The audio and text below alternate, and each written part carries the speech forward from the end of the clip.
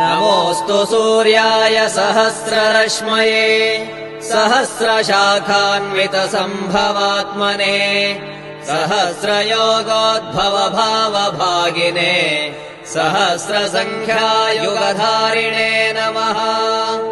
यन्मण्डलम् दीप्तिकरम् विशालम् रत्नप्रभम् तीव्रमनादिरूपम् दारिद्र्यदुःखक्षयकारणम् च पुनातु माम् दत्स विदुर्वरेण्यम्।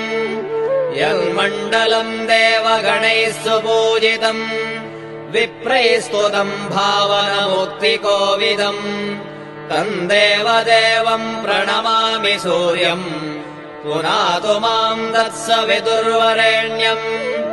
यन्मण्डलम् ज्ञानघनम् त्वगम्यम्